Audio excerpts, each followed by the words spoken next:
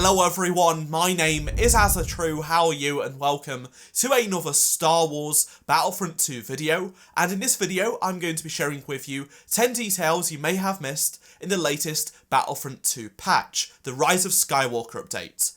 If you've not seen a video like this from me before, after each Battlefront 2 update I go and find changes that you may have missed that weren't featured in the patch notes, or stuff that you may have skimmed over in the patch notes, and show you a before and after where I can. And this patch has brought multiple changes to the game that weren't featured in the patch notes, so let's get into it. Before I do show some Rise of Skywalker specific stuff, I do want to show a change that was actually in the last update 2 weeks ago, but I found it after I made the changes video. So this is the ARC Trooper rangefinder animation. They've adjusted it to make it a lot better. So previously, the rangefinder when activated would just go straight down, but the ARC Trooper will move his hand towards the rangefinder, so that's a nice touch. A change you will see every single time you play Battlefront 2 is the cover art change, because they've actually updated it since the last update. The last update introduced a brand new loading screen, the Celebration Edition art,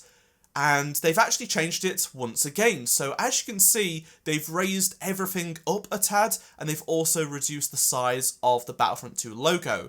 And you can now see more of Geonosis. Previously, you could only see the top of the planet, but now you can see about half of it, plus the rings, the iconic rings of Geonosis, and a few more starfighters towards the left-hand side of the planet. Another thing you see every single time you play Battlefront 2 are class icons, and they've changed these as well. So all of the class icons are now more rounded. This is the first time I believe they've ever been changed, and I'm not sure why they've done this change, but I thought I'd mention it. Plus, with the squad UI, there is an arrow next to the class icons, and when you activate an objective to focus on pressing the interaction button, that's a new feature now, you can actually see the arrow rotate, and the letter of the objective that you've tagged will be showcased in the middle of that arrow. I'm not counting this as one of the 10 changes because it's so minor, so let's move on to the next one. The aerial reinforcement now has 2 new star cards. They've replaced the improved jetpack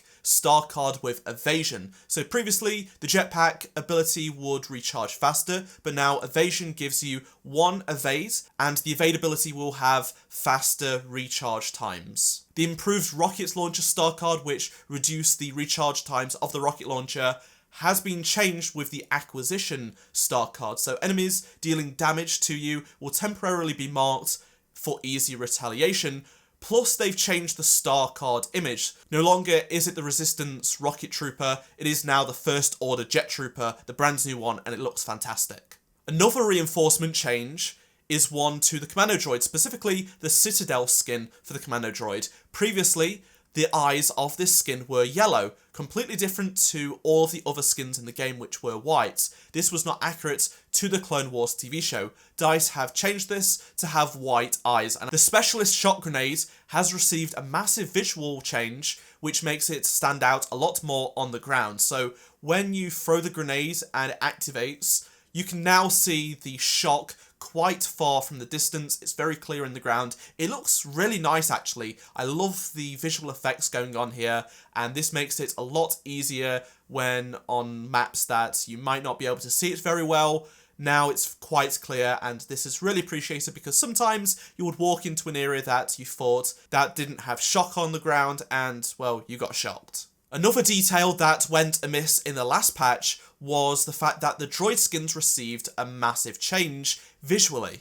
The Geonosis skins have been changed a little bit in terms of colour, and the general default skins have received a little bit more weathering, and skins like the Jungle skin have actually been made worse in my opinion. The colour is a little bit darker and more shiny, which does not fit the droid look at all. I really don't like this change. The UI on the hoods has been a major talking point in the Battlefront community, and DICE have made a lot of changes to the game, but something that wasn't mentioned in the patch notes was the ability to now change the kill message size. It is set to default, which is the same size we've had previously, but you can also now have it on medium, small, or toggle it off completely. So it gives a little bit more customization to the UI. If you want it off, you can do that. If you want it a little bit smaller, you can do that. Or if you want it quite a bit smaller, you can do that as well. So I appreciate DICE giving us a little bit more customization with the HUD. Now, the last two details are something that weren't present in the last update because they are part of the new content. The Resistance Gunner has some Easter eggs on its rotating cannon. You can see on the left side of the gun a Lothcat drawing etched into the metal, and there is also some text which translates to rotating blaster. On the other side there is the Resistance logo plus a skull and crossbones Star Wars edition with a stormtrooper and some bones behind it, and next to that logo there is tally marks suggesting this is how many kills this gunner has got. In total there is 13 tally marks. And last but certainly not least, the First Order AI names have received a major update. So previously all of the AI for the First Order was just FN and then 4 numbers, as you'd expect. However, they've changed these dramatically with the new reinforcements and the officers. So the new First Order Jet Trooper is given the designation CS and then 4 numbers. The Sith Trooper is given the designation ST and then 6 numbers. And the officer is given a rank from technical to sergeant to colonel, followed by the surname of said officer. This is really awesome and I love these little details. I really hope you learned something new from this video, so please do subscribe and drop a like if you enjoyed this video, and let me know down in the comment section below which changes did you find to be the most interesting, which ones did you learn about, and did you spot anything that I may have missed? Let me know down in the comment section below. Thank you very much for watching, I really appreciate it. Please go check out any of the 2 previous videos on screen if you did miss them, and I shall see you all in my next Star Wars Battlefront 2 video. Goodbye.